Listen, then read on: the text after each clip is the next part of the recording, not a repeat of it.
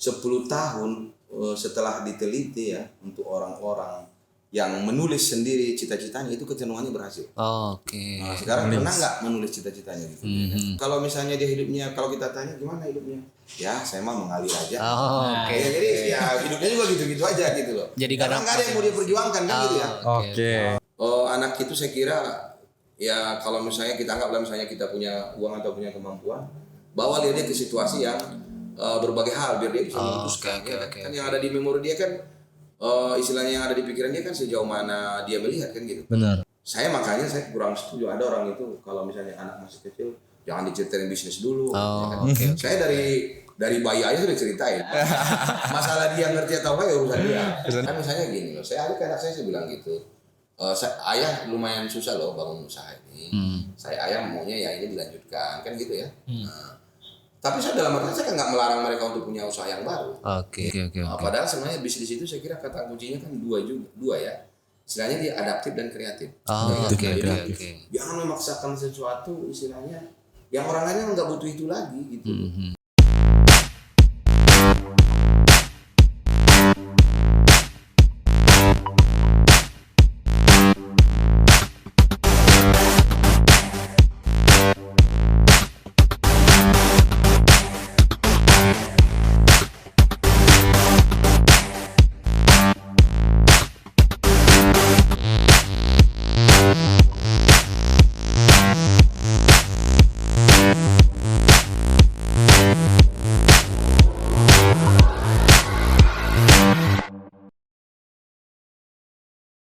Oke, bismillahirrahmanirrahim. Assalamualaikum warahmatullahi wabarakatuh. Waalaikumsalam warahmatullahi wabarakatuh. Oke, apa kabar semuanya? Kembali lagi bersama kami di sini, Mentoring Leader X Dakara Coffee, Dakara Group Indonesia.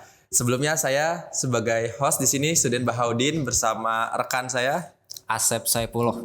dan siapa? Saya Niki Fauzi Nugroho. Oke, di sini kami kedatangan tamu spesial lagi nih bersama Abang Da Kiman Siregar. Gimana kabarnya, Kang?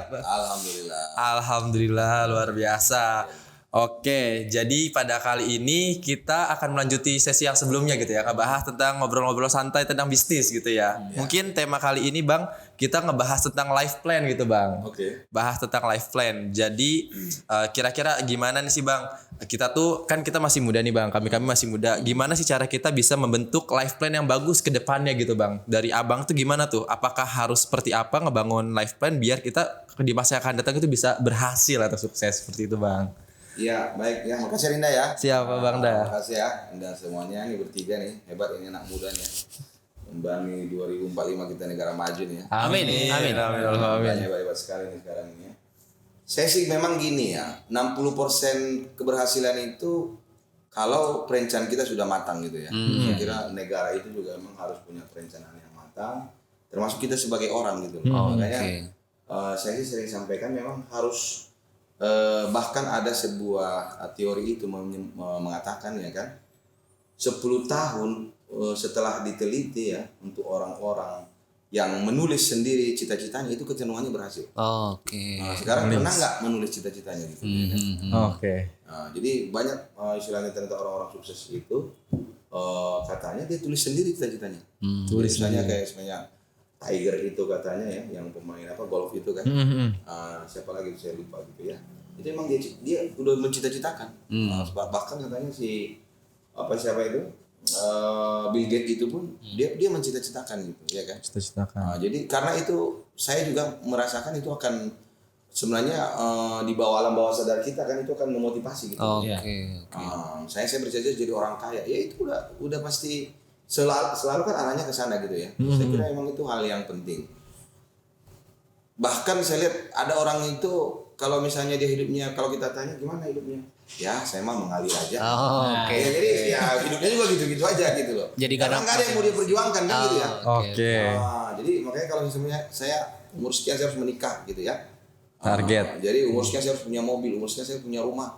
Umur misalnya anggaplah misalnya nggak sampai 55 tahun saya harus pensiun. Saya harus kasih semua ke anak yang muda gitu ya, atau anak saya itu insya Allah itu kan bagian dari doa juga gitu. Oke.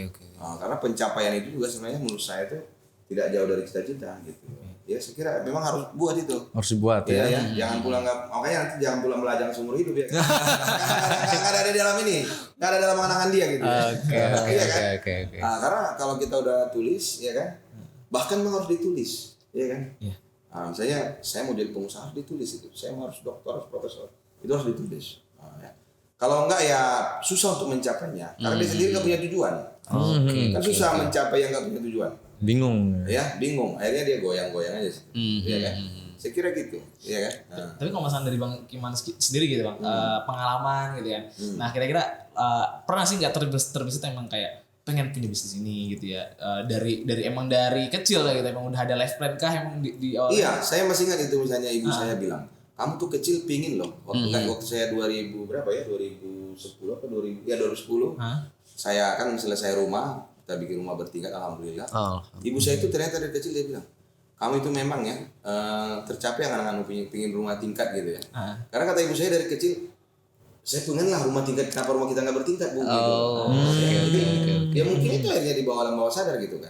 Nah, jadi ya kita juga memang bercita-cita istilahnya punya apa namanya itu, saya menikah, saya mau cita-citakan gitu kan. Punya bisnis juga saya cita-citakan, bahkan saya doakan, saya waktu umroh di Masjidil Haram itu saya berdoa, ya Allah saya kasih saya ini gitu loh. Jadi motivasi tersendiri ya. Kita didoakan juga, diupayakan kan gitu ya. Tapi bahwa tidak terwujud ya kita juga ya kembali lagi mungkin itu bukan yang terbaik kan itu aja. Susah itu tanpa cita-cita. Ya memang ada juga orang itu, saya alhamdulillah ya itu dia lucky man lah gitu ya. Oke. Nah, Asep kan bisnis di bidang pendidikan Bang. Oke. Salah satunya kan Abang ada juga gitu kan. Iya. Kalau saya itu di bimbingan belajar. Nah, banyak kasus ya, anak-anak tuh masih bingung gitu ya. Kan biasanya kalau SMA tuh, kalau dulu kita gitu mungkin Abang udah tergambar tuh kalau mau kuliah saya mau jurusan ini di kampus yang ini. Nah, sekarang fenomenanya itu anak-anak nggak kegambar. Bahkan ketika dia kelas 3 SMA gitu ya. Masih bingung tuh. Nah, ini gimana nih, apakah seberapa penting sih gitu kan life plan gitu ya, dan bagaimana cara membangkitkan supaya anak-anak sekarang itu minimal samalah dengan kayak kita dulu gitu ya, udah tergambar ke depan seperti apa gitu Bang. Makanya gini, saya kira anak kecil itu ya kan, anak-anak lah ya, yang paling cepat misalnya bawa dia ke situasi itu.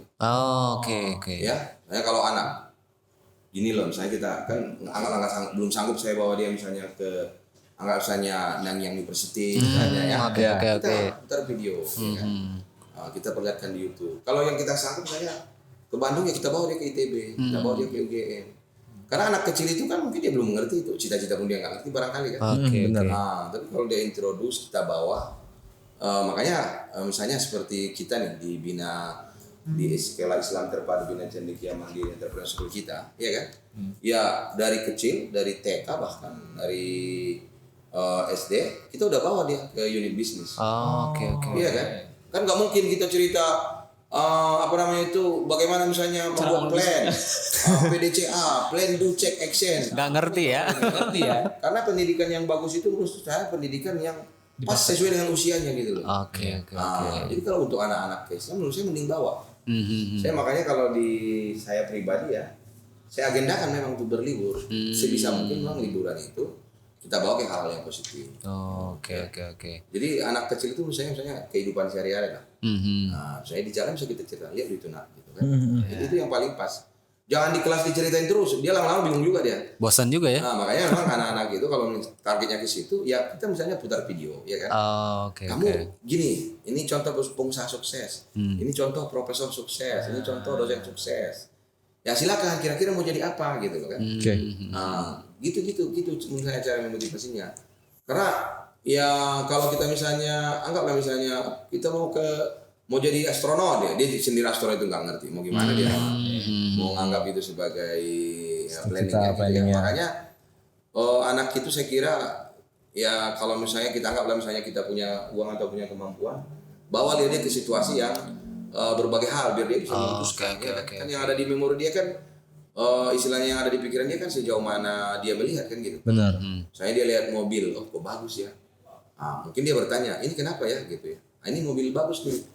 gini. Oh kalau itu saya boleh dong punya mobil gitu ya. Saya boleh dong mempunyai nggak misalnya rumah bagus gitu ya. Berarti peran orang tua itu sangat penting ya? Iya dong. Sangat penting ya? Iya kan peran utama dalam pendidikan kan orang tua. Sekolah itu hanya peran pembantu aja.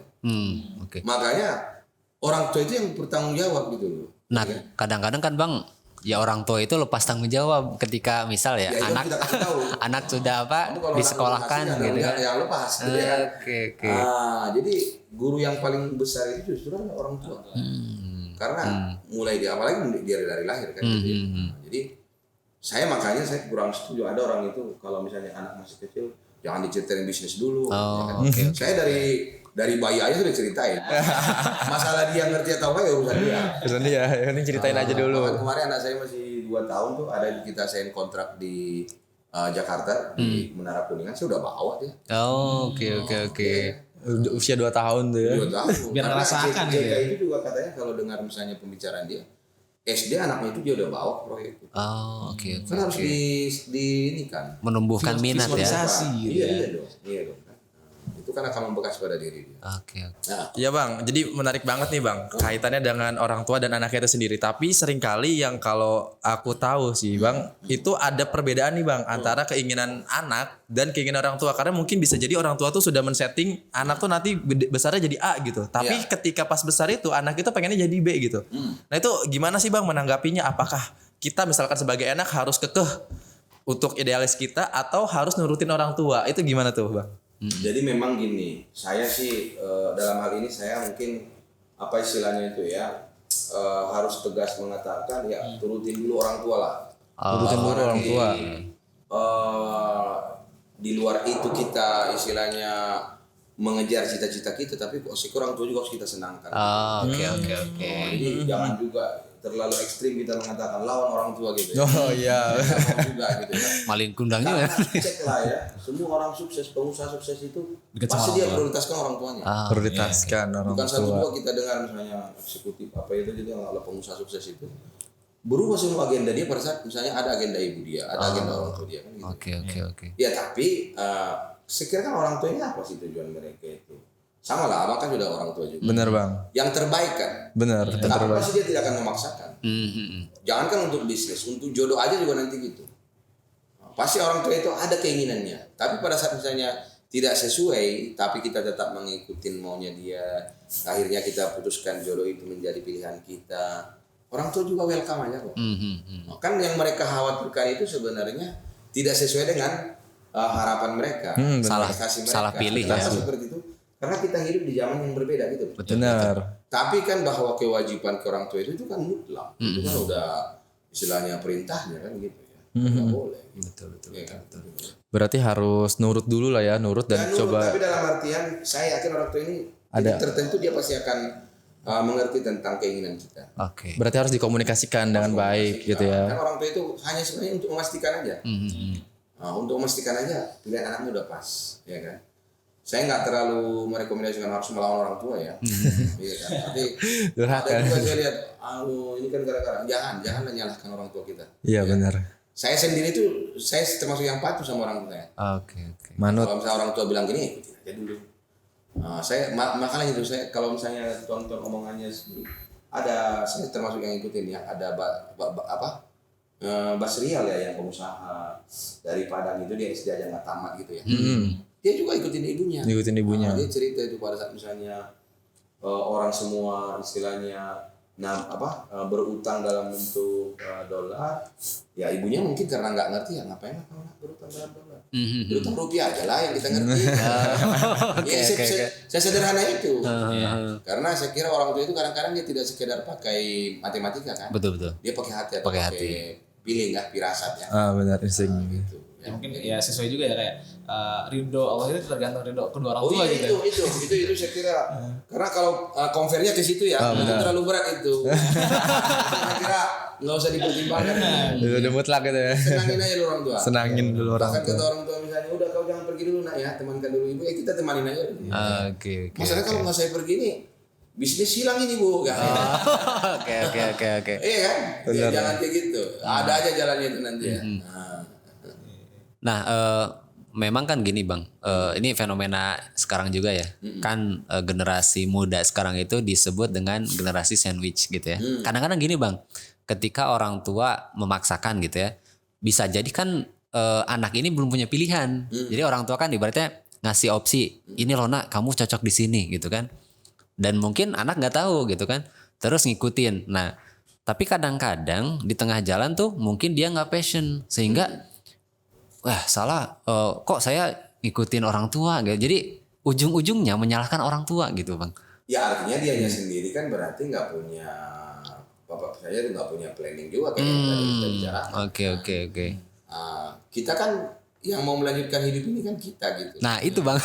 Iya, tapi bahwa misalnya orang tua di titik tertentu harus kita ikutin, ya kita ikutin aja. Oke. Suatu ketika ya kita kejar keinginan kita gitu. Betul.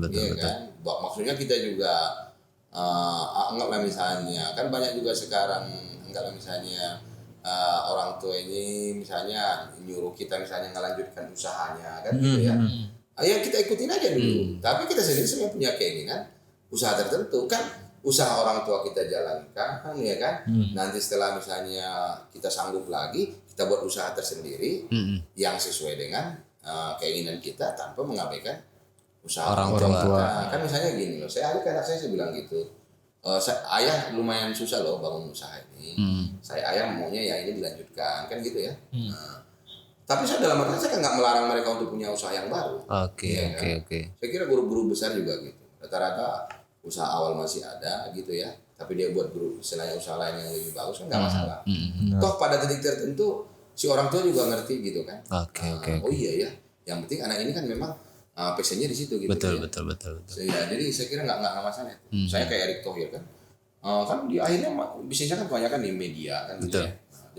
Dan nggak mesti dia ngikutin awal-awal orang tua. Orang tuanya yang di manufaktur dan di ini kan gitu ya. Saya kira nggak masalah gitu ya kan. Jadi ya tapi kita juga sebagai ini kan harus punya keinginan juga lah, jangan juga ngikut ngalir gitu. Itu nggak betul juga ya kan. Ini kan tadi yang saya tangkap itu kan harus melawan orang tua atau tidak gitu ya. Kata-kata melawan itu yang nggak pas menurut saya. Betul. Ya kan? Tapi bukan juga istilahnya kita jadi nggak punya kreativitas. Oke.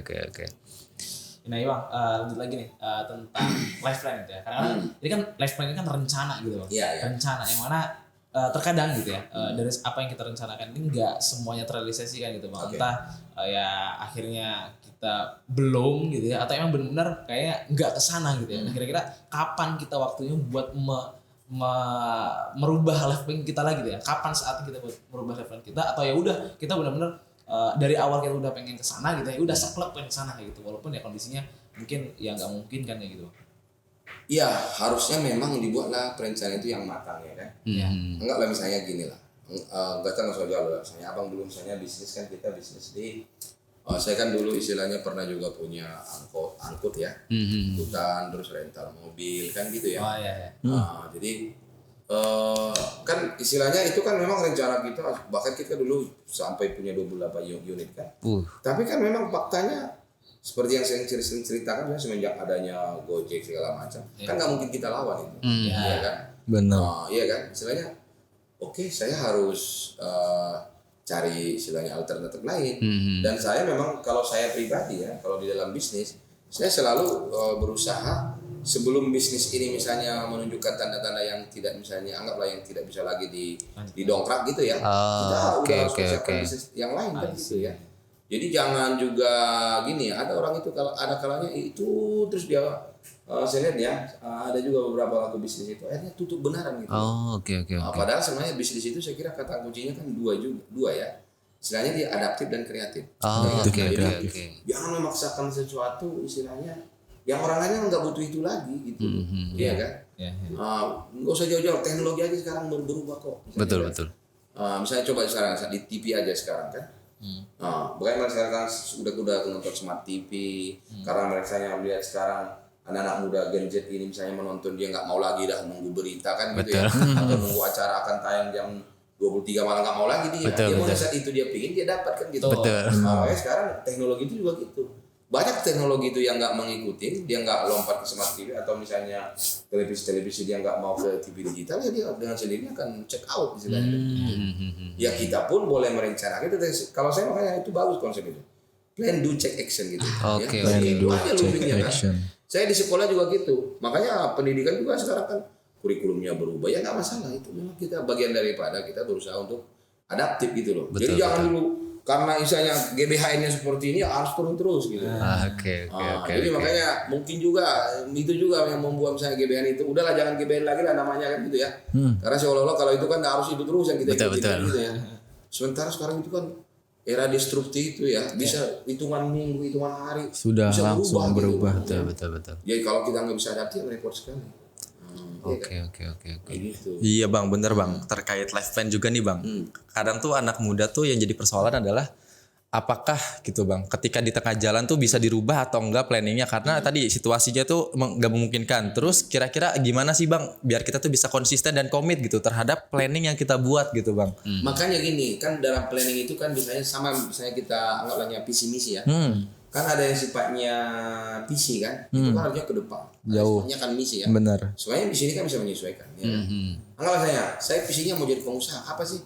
Pengusaha itu kan dia yang pertama dia kan harus punya uang. Oke. Mau Anda bilang Anda pengusaha tapi kere ya, percaya. Benar. Iya kan?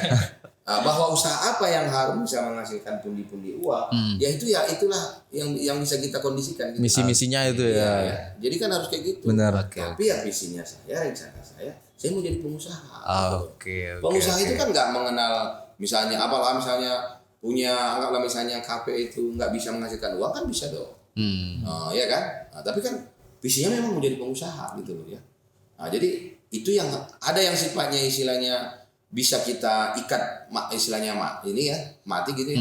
Tapi ada yang bisa sifatnya variabel kan gitu ya. Kan di bisnis juga gitu ada ya, benar. cost, ada variable cost gitu ya. Seperti itu nggak bisa juga gitu loh ya. Karena jalan itu juga nggak mungkin lurus-lurus saja kan. Ada belok kiri kanannya. Ada kadang-kadang kita harus berhenti, ada kadang-kadang kita harus ngegas kan gitu ya. Bahkan balik lagi gitu. Gitu ya. Bisnis itu pun harus gitu. Itu kan sebuah proses yang memang akan situasional gitu loh ya. Harus kita adaptif. Banyak juga misalnya Anda bisa terjadi di Asep ya. Saya dulu waktu kuliah saya udah punya bimbel. Saya semester 5 saya udah bikin namanya Privat Executive Course ya kan. Semester 5 tuh. Saya melihat ini bukan nggak untung, ini bisnis untung, tapi saya butuh percepatan kan, ya kan? Benar. Tapi kan visi misi saya harus punya duit gitu. Apakah bisa kaya dari bimbel? Ada juga yang kaya gitu kan? Iya kan gitu. Jadi saya kira harus di situ. Ada yang harus kita misalnya tetapkan nggak boleh berubah ya, nggak boleh berubah ya. Saya mau jadi tetap pengusaha gitu. Ya. Oke. Iya kan? Bahwa bisnisnya ini nggak untung lagi, ngapain dipertahankan? Gitu. Oke. Kan atau misalnya ini biarkanlah jalan, tapi saya ingin percepat, saya bikin bisnis yang lain lagi. Iya kan, gitu. Saya sendiri anggaplah misalnya saya dari bujangan, ada juga beberapa bisnis yang saya stopkan gitu kan. Karena kita merasa nggak bisa lagi nih kan gitu ya. Tapi kan kita berusaha untuk munculkan yang baru kan gitu ya. Saya kira gitu. Jadi rencana itu juga bukan hal yang anggaplah misalnya hal yang bagus sekali kan gitu. Kaku gitu ya. Iya. Jadi makanya bangunan ini aja mungkin kan yang agak susah kita rubah kan pastilah misalnya tiang-tiang kan nggak mungkin kita roboh. Tapi kan interiornya bisa dong. Sampai kan saya rubah lagi, ya kan? Ini dulu misalnya kayak ini dulu saya ada kamar kita gabungin, sekarang kita sekat kan gitu. Ya nggak masalah dong. Tapi ada yang sifatnya misalnya tiang-tiangnya kan nggak mungkin saya kalau saya bobok tiangnya, karena itu pondasinya bisa roboh. Iya kan? Dari nol lagi malah ya. Gitu ya. Jadi harus kayak gitu saya kira. Nah berarti kan ya dalam kelompok kita ini kan berarti life plan-nya salah satunya ya. Itu kan menjadi entrepreneur. Makanya kan kita memilih kelompok Bang Kiman. Nah, kan tadi Abang bercerita ya. Termasuk nih Abang ibaratnya segmentasi bisnisnya yang luas ya gitu kan. Bukan hanya satu tapi hampir lengkap lah gitu. Nah, di titik mana gitu ya. Misal nih Asep sendiri lah bisnis di bimbel. Nah, di titik mana atau dalam jangka waktu berapa tahun atau berapa lama gitu ya, kita itu harus ibaratnya mencari segmen lain. Tadi Bang dengan adaptif tadi gitu kan, karena kalau kita bertahan di situ gitu kan, ada disrupsi nanti oleng gitu kan bisnisnya. Dan kita nggak punya bisnis lain gitu. Nah, jangkanya berapa lama tuh Bang? Itu memang akan depend on ya, tergantung ya. Tapi saya yang mau sampaikan gini, membangun bisnis itu adalah membangun sistem. Itu tergantung kemampuan. Ya, kalau misalnya bisa 3 bulan sudah bisa membuat sebuah sistem, ya bulan keempat kita udah bikin bisnis baru lagi. Karena ada orang itu juga nggak percaya sama orang. Iya kan? Itu pasti dia nggak bisa membangun sistem. Iya kan? Ada orang itu sebulan, ya kan? Dia udah percaya, udah dia bilang. Iya kan?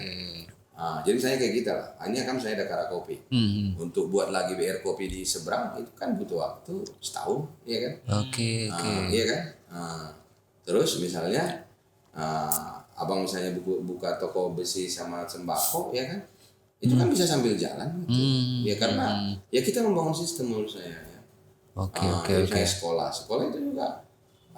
Sekarang kita udah ada misalnya baby care kan gitu ya, ada PAUD, ada TK, ada SD. Ini tergantung ini aja lah. Kan kalau idealnya untuk sampai ke SMP kan istilahnya tunggu tamat dulu 4 tahun lagi, apa 5 tahun lagi lah kan, sampai kelas 1 kan. Ya saya pasti tidak bercita-cita tunggu 5 tahun lagi kan. Kalau bisa tahun depan 2 tahun lagi kenapa enggak? Jadi sebisa mungkin aja, tapi juga jangan kita apa istilahnya itu ya, kita kan bukan mengoperasikan istilahnya APBN yang harus habis tahun itu kan, gitu ya. Kita lihat aja istilahnya sesuai dengan budget kemampuan dan sesuai dengan misalnya anggaplah sejauh mana tim jalan gitu ya. Karena gini juga menurut saya, jangan juga kita jadi ganti-ganti bisnis. Kan saya lihat ada orang itu jadi jualan bakso menjadi jualan ini. Ya kecuali memang tidak bisa lagi seperti yang tadi ya. Kalau memang kita udah merasa itu nggak bisa lagi kita dongkrak, baru kita ganti stop gitu ya. Tapi jangan terus-terus juga gitu loh ya. Karena pada akhirnya menurut saya semua bisnis itu bagus-bagus aja. Tergantung kita bagaimana apa istilahnya itu ya, how to manage kan gitu ya. Misalnya kita mengontrolnya kan gitu ya. Orang bisnis sekolah kan banyak juga yang berhasil, ya kan. Bisnis kafe banyak juga yang berhasil kan gitu ya.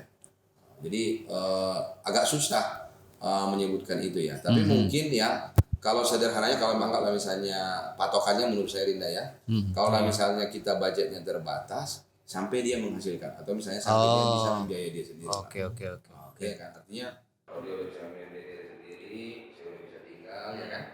Karena kalau finansial kita juga nggak cukup, akhirnya nanti nggak ada yang mati tuh. Jangan buka A B C D, ya kan? Sebenarnya finansial cuma cukup sampai A dan B kan gitu. Akhirnya nanti di sini utang itu utang ya lama-lama tumpang itu semua gitu ya. Jadi patokannya di situ. Tapi itu bisa dipercepat ya, tergantung bagaimana kita membangun tim. Iya kan. Makanya saya kira ya ini sesuai moto kita ya. Ini saya inspirasinya juga ya. Bisnis collaboration gitu ya. Bisnis collaboration. Kalau mau cepat itu memang harus berkolaborasi. Kan tim itu anggaplah misalnya staff karyawan itu bisa dianggap tim juga, ya kan? Benar. Gitu ya. Jadi nggak melulu investor itu sebagai bisnis kolaborasi gitu. Karyawan itu kan juga tim juga, ya kan? Betul. Ya kan? Kita hanya misalnya sebagai leadernya aja. Kalau kita misalnya nggak bisa menjadi panutan atau misalnya nggak bisa ngelit mereka kan, ya nggak jalan juga. Gitu ya.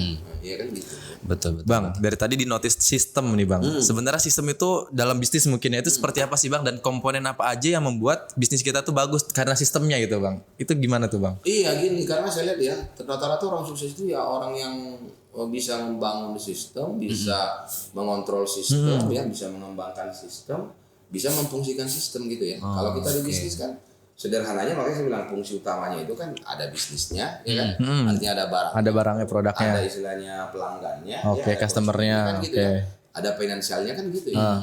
Jadi kadang-kadang nanti bisnis itu makin besar, mungkin kita merangkap misalnya ada istilahnya fungsi tambahan gitu ya. Misalnya fungsi tambahannya apa? Kita misalnya butuh controlling ya. Kita butuh misalnya anggaplah misalnya tools, misalnya kayak di sederhananya misalnya di bisnis F&B mungkin kita udah pakai kasir kan gitu ya. Kalau misalnya kami di pabrik misalnya kita udah pakai ISO 9001, artinya udah masuk ke quality management kan gitu ya. HCP dan sebagainya. Iya gitu ya, udah masuk ke ISO 14001, kita masuk lingkungan. Perusahaan-perusahaan yang sangat besar, kebetulan kami juga konsultan di situ. Saya udah masuk ke misalnya di proper gitu ya. Jadi ya memang harus kita buat standar-standarnya ya kan, kalau misalnya bisnis kita makin kecil ada SOP-nya kan gitu ya. Nah, nanti kalau sudah makin besar lagi ya mungkin kita sudah misalnya butuh, anggaplah misalnya manajemen ya gitu ya. Misalnya untuk misalnya anggaplah ada misalnya tim R&D-nya kan gitu ya. Nah, ada misalnya tim misalnya eksternalnya yang kontrol gitu ya, ada quality control, quality assurance gitu. Itu sesuai dengan kebutuhan kita aja. Oh, jadi juga menyesuaikan tahap mananya gitu ya. Belum apa-apa udah ada manajer, GM ya kan udah. Budgetnya habis ya. Ya kan? Boncos duluan. Makanya kalau kita masih kecil ya kita coba buat bisnis itu walaupun bukan keluarga kita tapi bisnis keluarga. Tapi yang masing-masing paham tupoksinya gitu loh. Oke. Karena kalau keluarga itu ya abangnya sakit pasti adanya bantuin, ya kan? Benar. Nah, jadi tetap semua punya tupoksi gitu ya. Tapi bisa saling membantu loh gitu. Oke. Kan? Jangan kaku juga. Jangan misalnya anggaplah misalnya kalau dia manajer nggak mau misalnya bersihin di depan, itu kan nggak betul juga. Oke. Saya harus siapkan semuanya kan gitu ya. Tapi kalau misalnya bisnis kita juga sudah besar, kita hire manajer, misalnya kita apa sih seleranya yang lebih gede, tapi kita suruh juga dia bersih-bersih, kitanya juga yang salah. Oke. Nggak sesuai. Kau gaji orang mahal-mahal, Iya. kalau dia juga tukang bersih-bersih gitu. Betul. Nah, jadi itu harus disesuaikan, dan itu disesuaikan juga dengan bisnis kitanya. Oke. Iya kan? Jadi abang sendiri itu misalnya memperlakukannya itu beda-beda. Di bisnis ini memang kayak gini treatmentnya, di bisnis ini kayak gini treatmentnya gitu. Jadi makanya nggak bisa juga kita. Saya sering kadang-kadang ya makin banyak peraturan sebenarnya makin nggak jalan itu. Betul. Makin nggak kreatif. Kaku. Sebenarnya seseorang itu jangan terlalu dikasih banyak peraturan. Tapi dia kasih output gitu Output loh. ya, fokusnya ya. Kita ini bisnis harus untung. Gimana caranya kau ikut mikirkan gitu loh. Oke. Karena kalau terlalu banyak peraturan, akhirnya dia nggak mikir. Kan aturannya gitu Pak. Benar. Dia kaku sendiri. Jadi nggak kreatif ya? Nggak kreatif. Orang terlalu banyak. Makanya kalau kita dulu kan, kalau sekolah, kalau zaman abang ya, 1, gitu nih, 2, 3, 4. Oh Iya kan? Iya. Padahal anak sekarang kayak gini-gini tapi masuk di otak dia kan gitu. Ya, Nangkep juga gitu kan, outputnya ya tapi penting kita gitu. misalnya di dalam koridor misalnya kesopanan. Oke. Nah, tapi jangan terlalu yang detail-detail pun kita atur. Itu kurang pas juga menurut saya. Oke. Masanya nggak gitu lagi gitu. Udah berubah. Beda. Beda-beda ya. Udah beda zaman ya Bang. Udah beda zaman ya kan. Nah, lebih ke detail Bang. Kan bisnis itu pasti kan mengejar profit nih gitu. Iya. Nah, bisnis yang sehat itu menghasilkan profit tahun keberapa sih, atau misal gitu ya, bisnis ya apalah katakan gitu ya. Nah, dia dikatakan bisnis normal itu misalkan kalau 2 tahun menghasilkan atau bahkan setahun menghasilkan, atau misal kalau 5 tahun menghasilkan itu nggak sehat. Itu gimana Bang? Ya pasti ada indikatornya. Jadi misalnya samalah kita misalnya tentang keuangan ya, namanya BC ratio misalnya, benefit cost ratio misalnya lebih besar dari 1 itu pasti oke. Oke. Ada NPP-nya seperti yang tadi misalnya katanya FMD itu nggak boleh lebih dari 3 tahun gitu ya. Oke. 3 tahun ya dia udah berikan modal kan gitu ya. Nah, kalau saya di divisi pendidikan katanya tahun ketiga itu harus untung. Ya kalau saya bisa tahun kedua untung, kenapa tidak? Ya kan? Kenapa harus itu? Tapi bahwa itu adalah indikator-indikator ya kita memang harus paham aja. Gitu, ya. Jadi saya kira itu bagus lah, kan bagus sudah ada orang meriset duluan kan gitu ya. Standar lah ya. Iya, itu jadi benchmark kita. Benchmark benar. Iya kan? Oke, Itu kan bagian dari pencapaian aja. Sama misalnya kayak dulu kemarin itu katanya untuk keluar izin itu butuh 2 tahun. Nah, saya 2 bulan selesai kan gitu. Ya kenapa harus kita ikutin kan gitu. Oke. Ya kan? Jadi ya, tapi bahwa ada itu ya mungkin itu kan namanya istilahnya kan dia baseline lah ya. Jadi dari rata-rata kemampuan orang yang seginilah gitu ya. Seperti FNB itu katanya ya 30 tahun harus balik modal gitu loh ya. Oke. Kan tergantung juga bisnisnya kan gitu ya. Jadi nggak masalah gitu ya. Misalnya kita ada bisnis kos-kosan katanya 10 tahun gitu ya. Ya nggak masalah, itu sih sebagai pengetahuan boleh-boleh aja. Tapi kan nggak bisa dipukul rata 100%. Iya kan. Nah, itu memang kalau saya sih yang gitu-gitu lebih kepada diri kita aja. Oke. Kan? Jangan juga nanti gara-gara nggak kayak gitu jadi stres juga kita kan. Nggak bisa juga ya. Aduh ini kayak berbulan-bulan kok belum balik modal lagi ya. Karena gini, saya sih yakin ya pada akhirnya bisnis itu feeling. Yang 10% bisnis itu feeling. Oke. Jadi misalnya, ini kayaknya saya yakin pasti akan maju ini gitu ya. Atau karena misalnya kadang-kadang kalanya Karena kita pingin misalnya ini, oke lah nggak apa-apa sih, gua rugi di sini. Tapi ini gue yakin gitu. Karena kadang-kadang ada kalanya memang yang mau kita kejar itu bukan sekedar tangible ya. Ada juga yang sifatnya intangible kan. Ya. Jadi yang untuk mengejar ke yang lain gitu. Iya kan. Jadi seberapa besar misalnya value bisnis kita kan kita yang tahu kan. Jadi banyak orang itu misalnya ya kan banyak juga yang terkecoh main startup ini kan gitu ya. Jadi ya itu saya kira sih inilah ya, tapi ada yang bagus, ada yang terkecoh banyak lah kan gitu ya. Karena pada saat misalnya dia yang nggak biasa main di situ ya kan, akhirnya ya dia tertipu sendiri. Apa istilahnya itu akan permainan itu kan gitu. Karena saya kira gini, bahkan saya sering menyampaikan sebenarnya bisnis itu ada politiknya juga gitu loh. Jangan juga kita matematika biasa aja.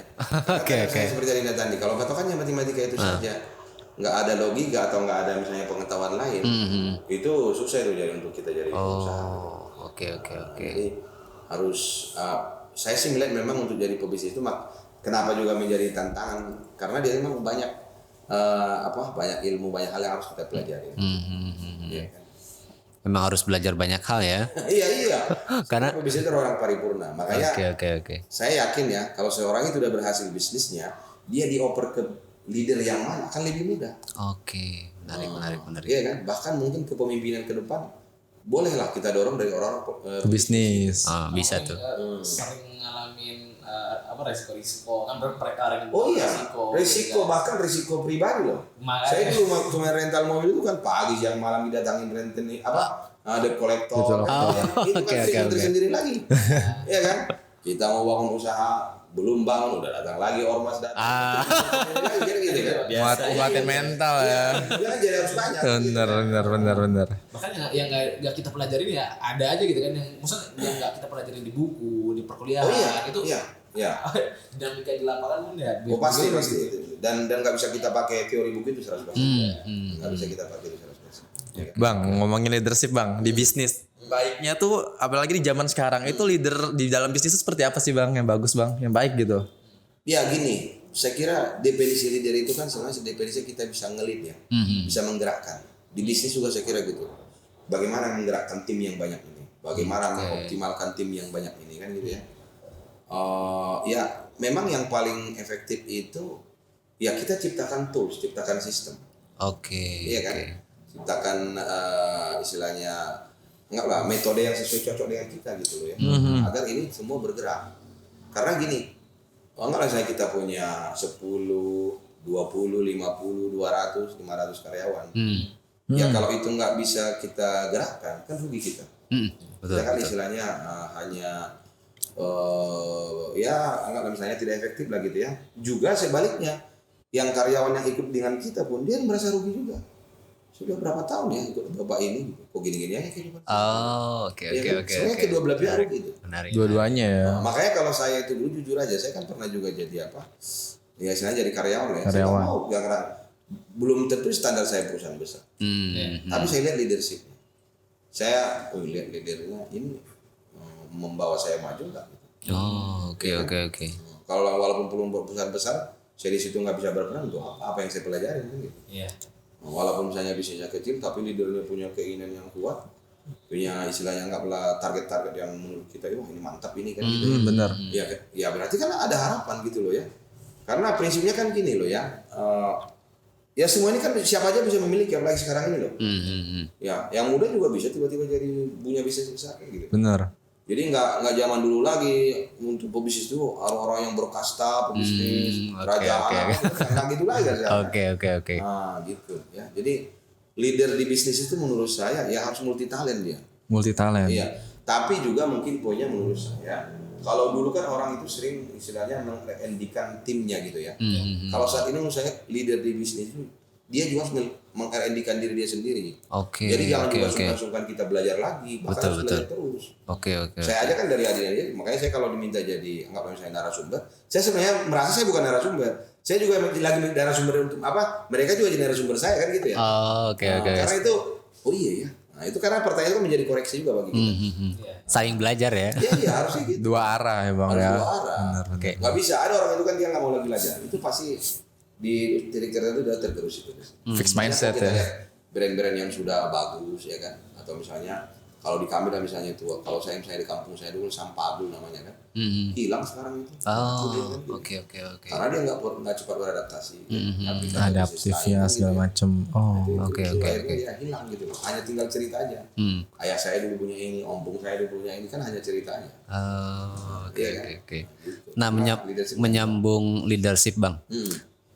Kan otomatis nih tim saat ini dan masa depan itu kan berasal dari Gen Z atau milenial lah, yang notabene ya, ketika mereka misal ya nggak nyaman gitu kan, itu kan jadi kutu loncat gitu ya, pindah ke perusahaan lain gitu ya. Nah, gimana sih tipsnya gitu ya supaya kita tadi ya, otomatis kan kalau kita sekarang usaha ibaratnya kan startup ya, artinya usaha yang belum gede gitu ya. Nah, gimana menanamkan ke mereka bahwa ini perusahaan akan besar loh gitu ya, sehingga mereka tuh ibaratnya bisa all out gitu ya, all out dan ibaratnya setia lah, mungkin 5 tahun atau 10 tahun mengantarkan gitu ya. Nah, gimana tuh Bang?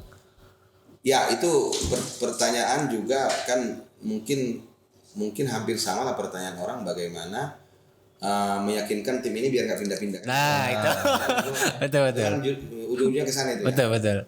Saya makanya kita juga harus belajar, apalagi di pasca Covid apa segala macam ini. Budaya atau misalnya ekspektasi orang gitu ya kan berbeda, ya kan. Begitu juga Gen Z sekarang gitu ya.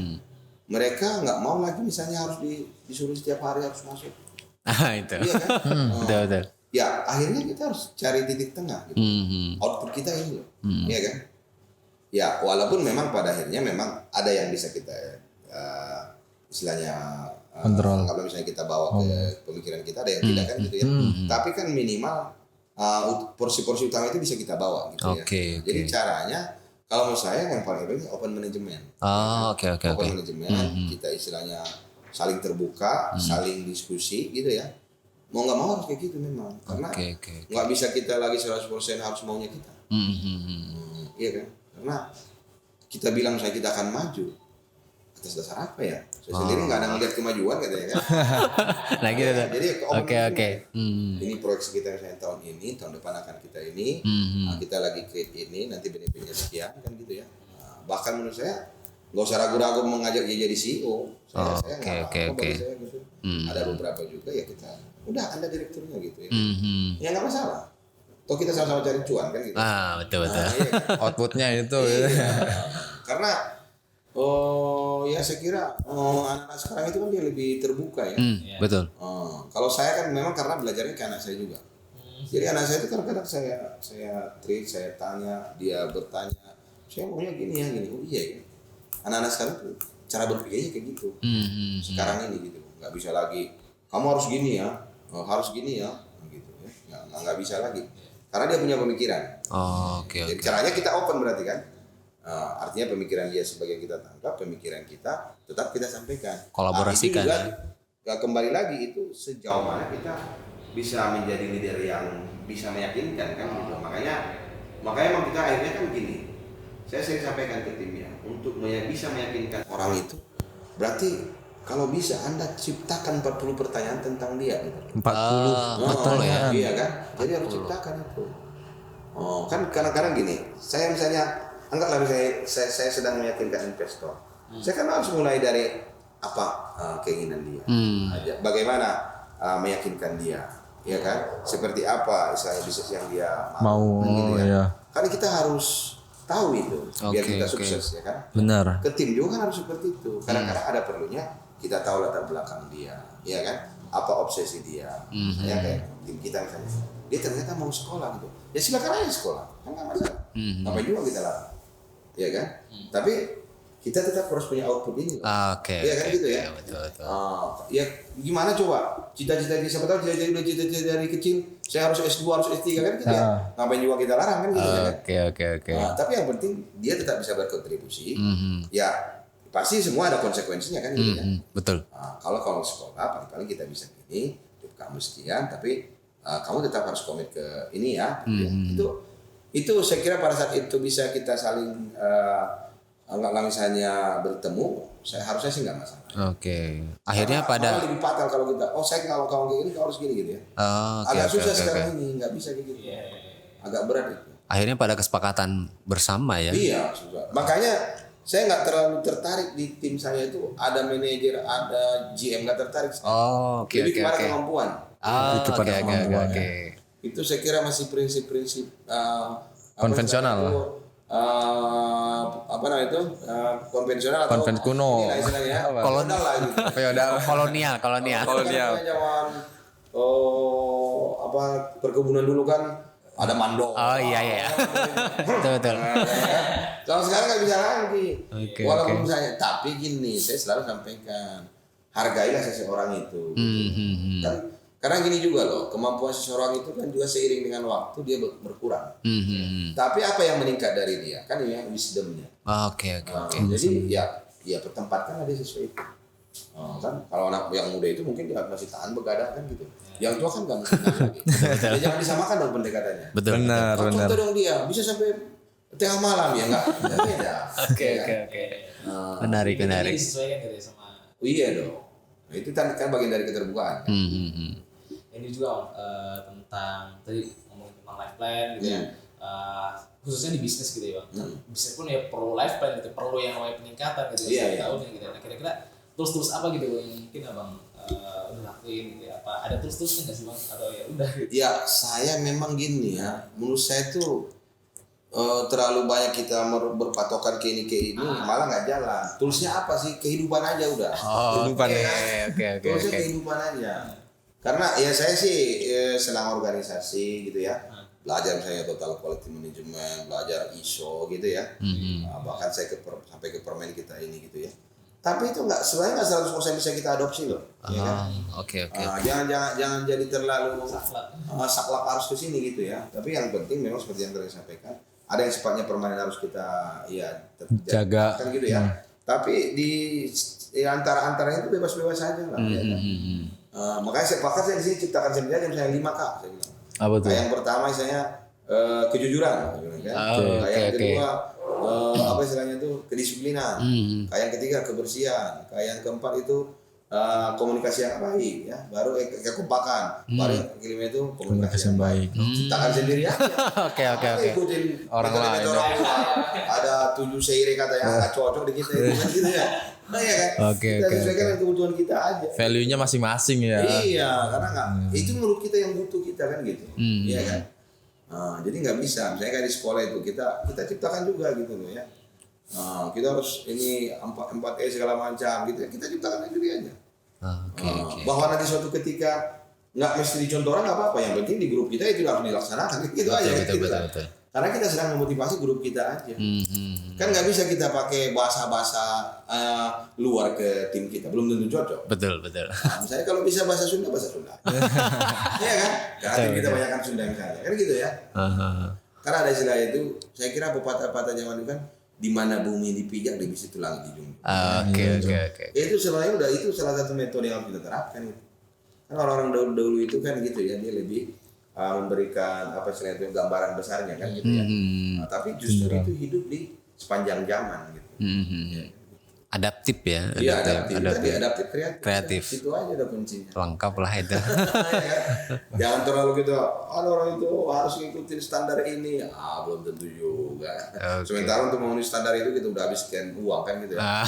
Kita harus datangkan. Saya makanya kan kau harus datangkan motivator ini untuk mengembangkan tim. Udahlah.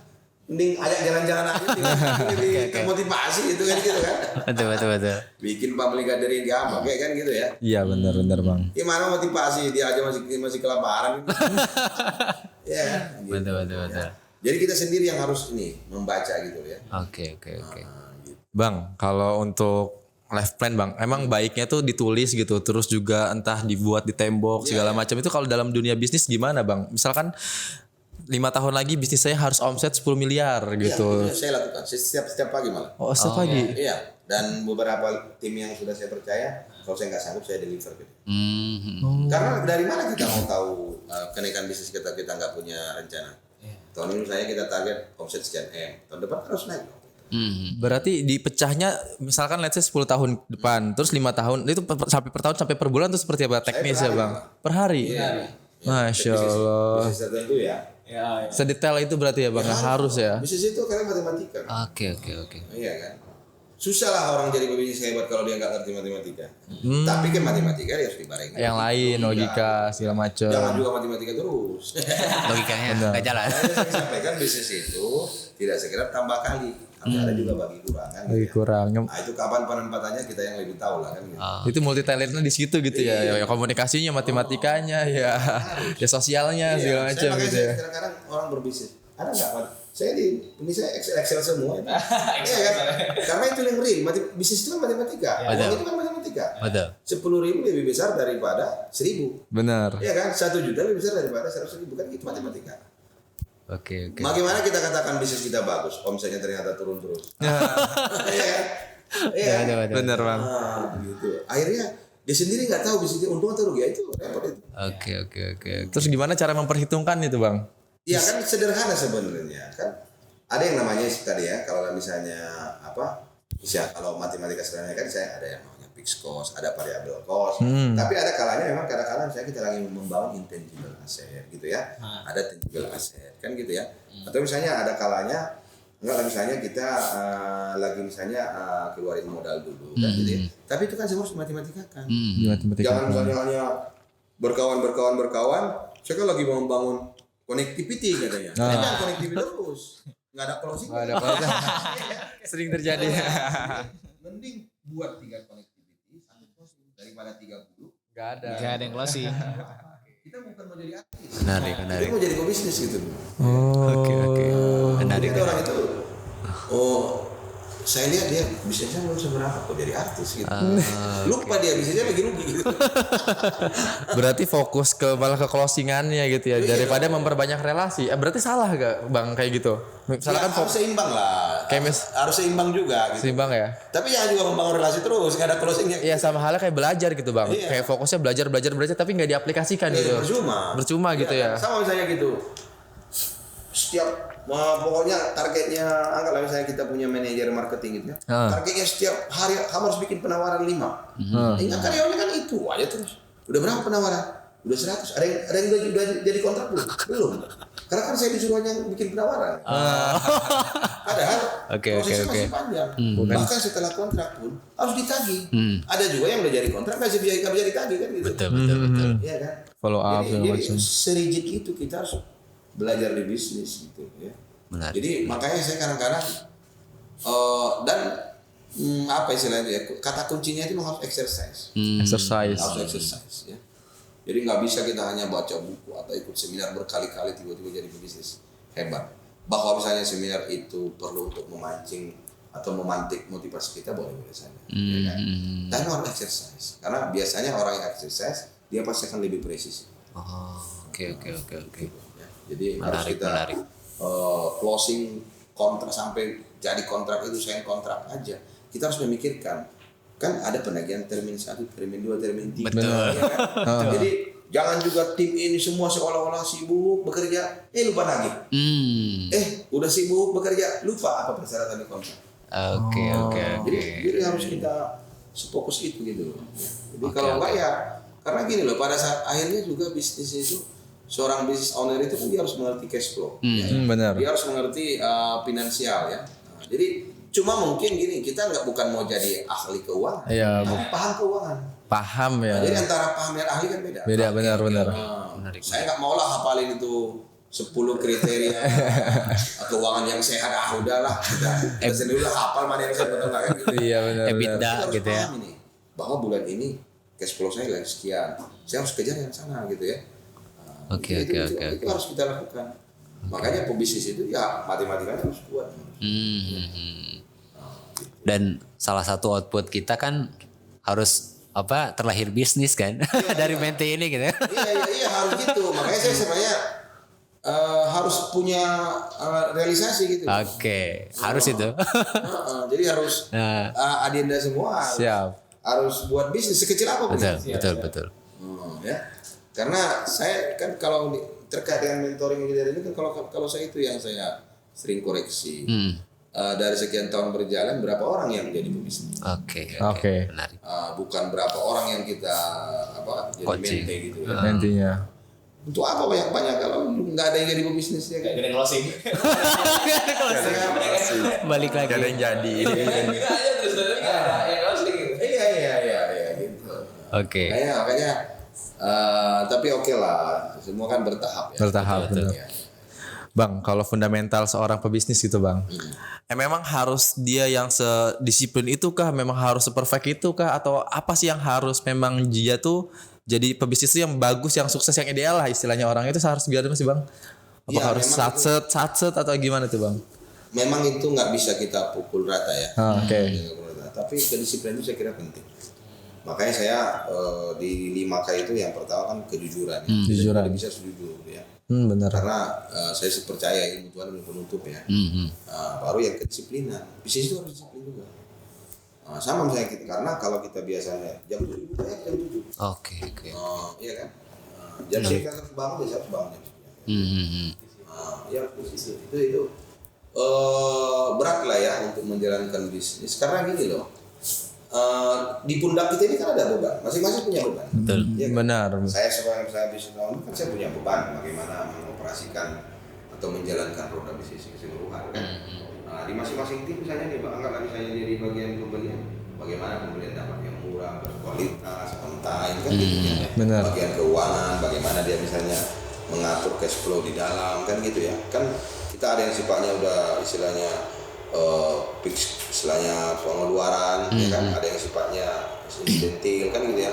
Ada sifatnya investasi, itu harus disiplin gitu loh. Pada saat misalnya ini satu aja yang meleset ya, ya itu berat. Berimpact ke yang lain. Pasti. Jadi makanya saya sering sampaikan itu salah satu misalnya anggaplah misalnya di motivasi saya kalau misalnya di adik-adik itu kan, ya kadang-kadang di bisnis itu kita harus memilih aman sebelum nyaman gitu. Itu juga bagian dari disiplin. Jadi ada orang itu bisnisnya belum seberapa, wah gayanya udah langit ya kan.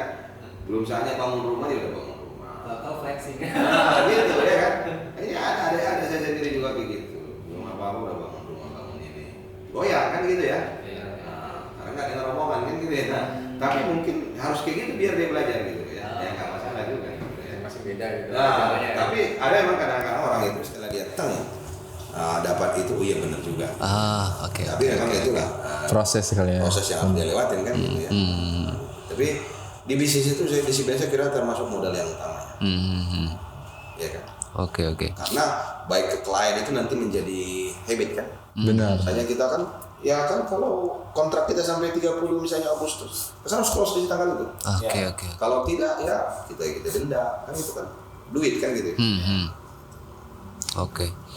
Nah, mungkin sebagai closing nih Bang. Iya.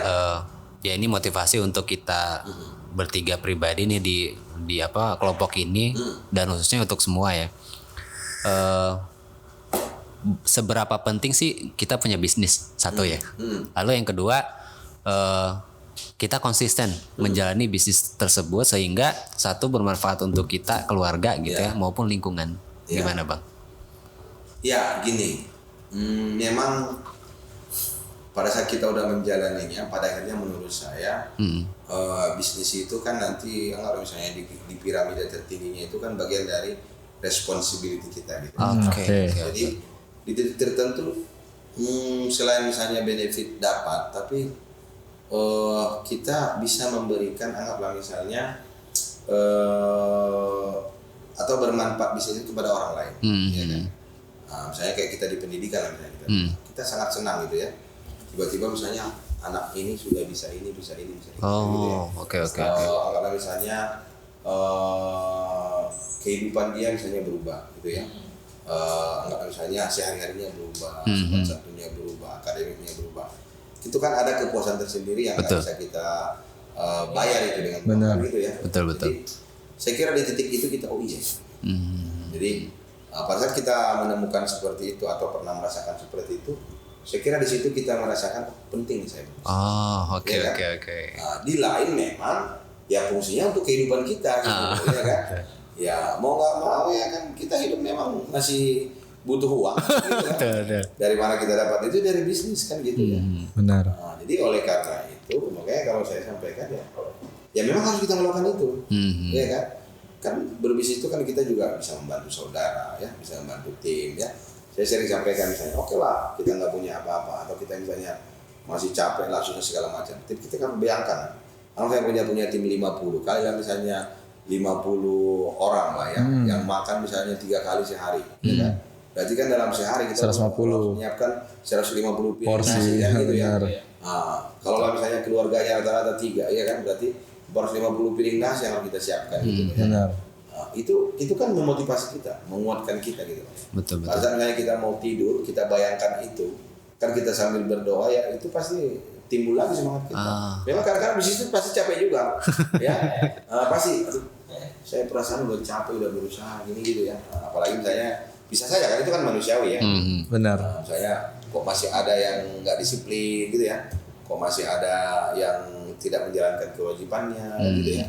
Itu manusiawi ya.